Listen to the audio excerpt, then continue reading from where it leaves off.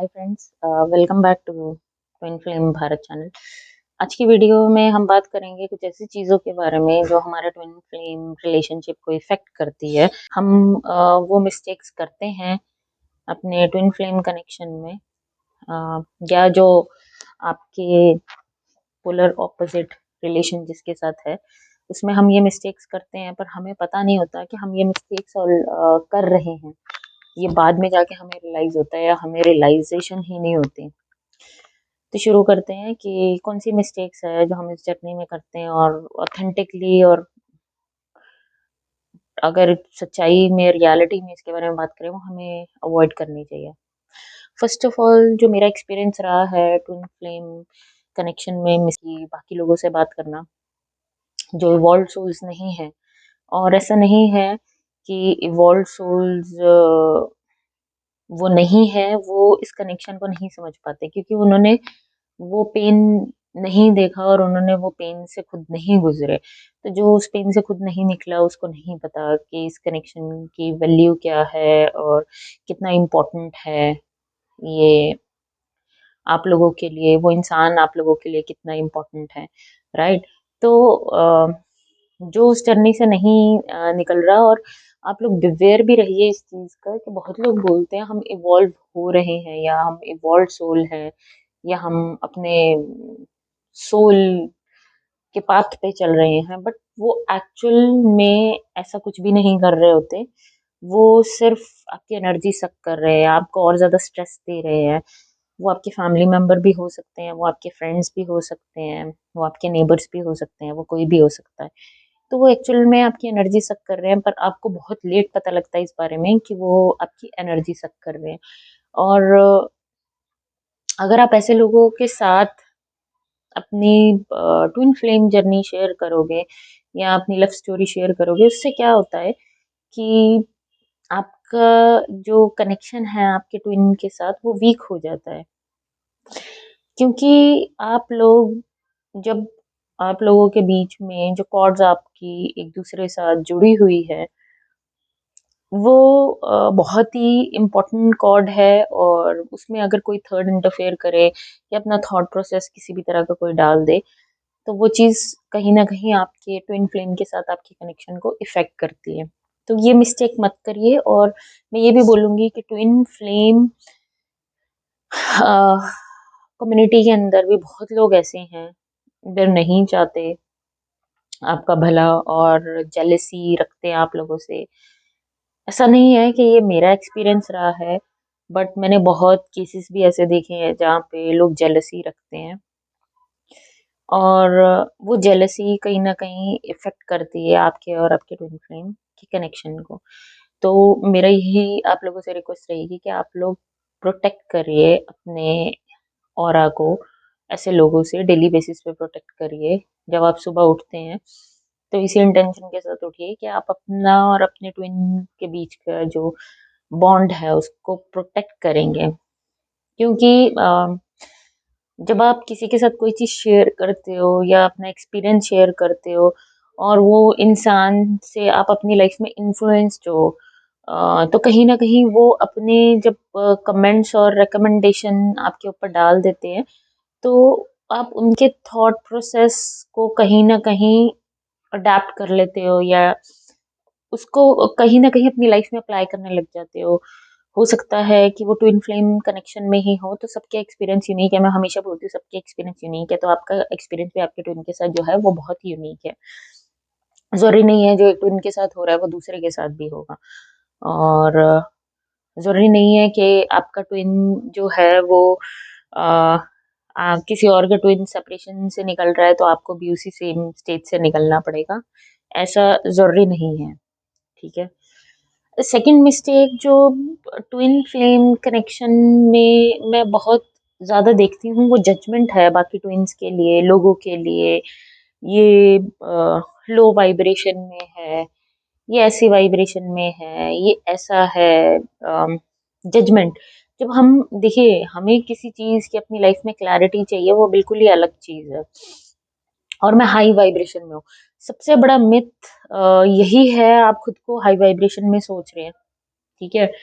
और आप एक फैमिली में रहते हैं जहाँ आप ये सोचते हैं कि ये सब लो वाइब्रेशन में है, ठीक है?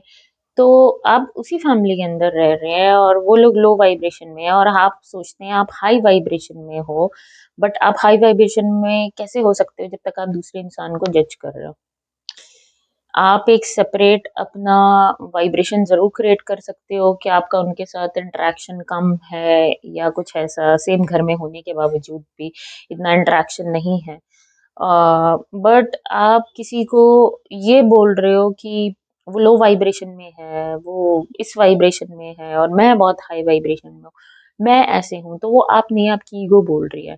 क्योंकि ये अब ट्विन फ्लेम कम्युनिटी के अंदर ये बहुत ही कॉमन सी चीज़ अब हो गई है कि हम दूसरे को ये बोलते हैं कि वो लो वाइब्रेशन में है और खुद को बोलते हैं कि हम हाई वाइब्रेशन में हैं। तो वो भी कहीं न कहीं हमारे अंदर का मिथ है कि हम हाई वाइब्रेशन में हैं और दूसरा इंसान जो है वो लो वाइब्रेशन में है, राइट? तो वो भी आप लोगों का मिथ ही है जो आप लोगों ने क्रिएट करा है कहीं न कहीं।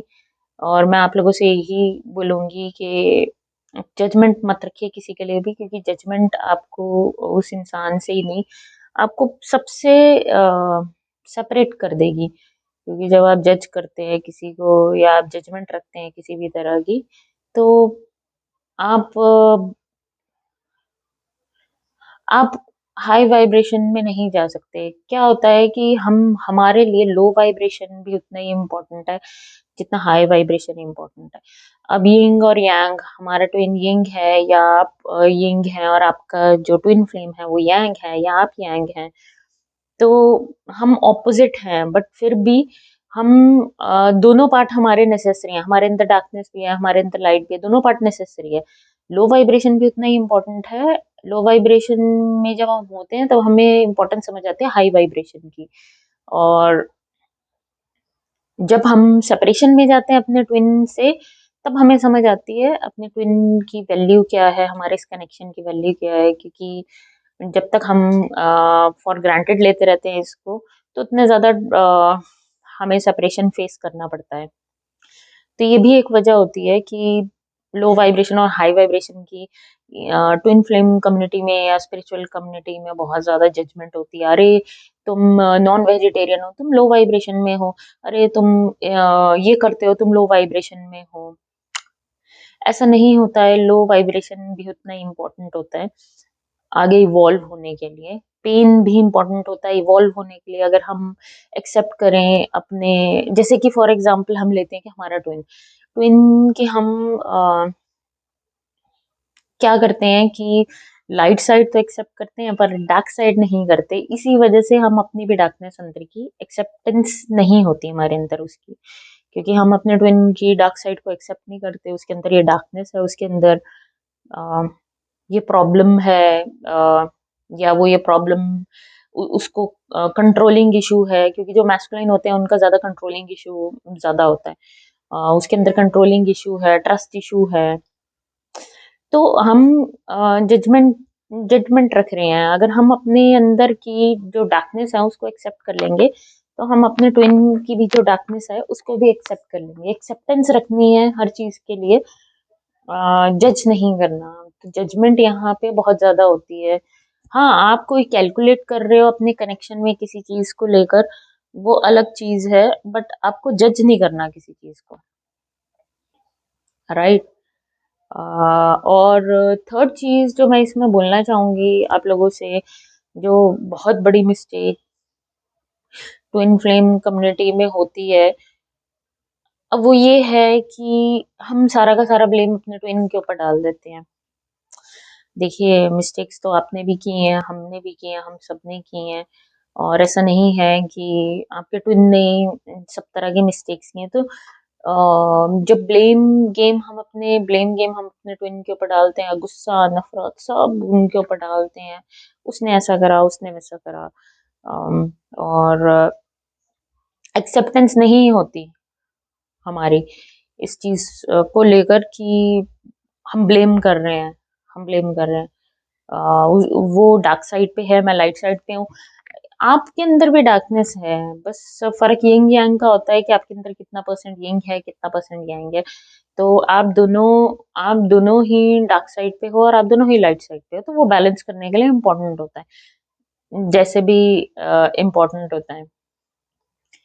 तो एक ऐप है जिससे हाँ, मुझे बहुत ज़्यादा श्योरिटी थी कि मैं लाइट साइड पे हूँ और उसने ईगो ब्रेक करी मेरी। ईगो कैसे ब्रेक करी? मेरी ट्विन जो है वो लाइट साइड पे ज़्यादा है और डार्क साइड पे मैं ज़्यादा हूँ। क्योंकि शायद मुझे डार्कनेस को फेस करके उसको ट्रांसफ़ॉर्म करना है। तो ये चीज़ ने मेरी बहुत ईगो ब्रेक करी कि मैं लाइट साइड पे नहीं हूँ, मैं डार्क साइड पे हूँ। अ, यिंग यांग के अंदर जैसे व्हाइट और ब्लैक होता है, हाँ, मेरी कुछ परसेंटेज मेरी ट्विन से ज़्यादा है। तो इसने मेरी ईगो ब्रेक करी इस चीज़ को लेकर। और आप लोगों को लास्टली मैं यही बोलना चाहूँगी कि आप लोग एक्सेप्टेंस रखिए अपने अंदर, अपने ट्विन को लेकर, लोगों को लेकर, सिचुएशन को लेकर। कई बार पेन आता है तो हम घबरा जाते हैं और हम नहीं उसको फेस करना चाहते। हम बोलते हैं नहीं, नहीं ये पेन क्यों आ रहा है? कैसे आ रहा है? नहीं, नहीं मेरे से नहीं हो पाएगा, नहीं, नहीं आगे तो एक्सेप्टेंस रखिए अपने अंदर और ये ज़रूर देखिए कि आप और आपका ट्विन अपनी एनर्जी किसके साथ शेयर करें। क्या वो इंसान आपके और आप जब आप अपने ट्विन के बारे में बात करते हो, क्या वो इंसान पॉज़िटिव बोलता है उनके बारे में कि नेगेटिव बोलता है? क्या वो इंसान इतना अ, इतना इवॉल्व्ड है कि उसके लिए कोई जजमेंट नहीं रखता?